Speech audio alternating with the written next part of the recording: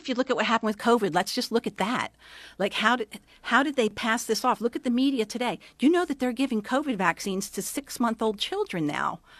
We know how bad it is. We know that it ruins stem cells in pregnant women. They don't give stem cells to their babies. The industry's upset because the placentas no longer have stem cells. They used to use those stem cells in research and cosmetics, etc. They're not getting them anymore because of what the COVID shots did to the placentas and those infants.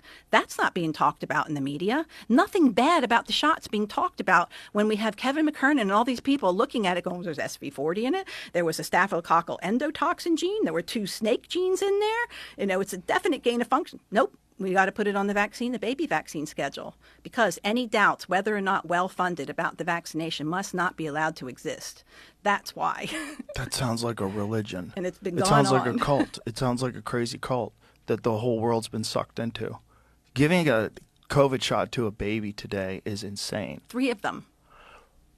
They get 3 by the certain. You'd have to look up the schedule, but I believe it starts at 6 months, and they get 3 of them. Kind of boom, boom, Are boom. doctors really recommending this? It's on the look. There's a group of people called ACIP. They're doctors, usually with vaccine interests in their bank accounts, that make the recommendations for the vaccines, and they have recommended that 6-month-olds. So if your doctor is following the ACIP program, you have to be offered that vaccine. And now that doctor, this is another part of the story, is that doctor's likely to lose $250,000 a year if they don't do that, because there's incentive given to hospitals and doctors, which is what naively I was on the other end of when I woke up in 2008 and said, wait a minute, why are we doing this stuff to my sick, inflamed patients? You're giving more inflammation. It's because the hospital would lose something like $40,000 if they didn't give a vaccine within the first 24 hours of admission.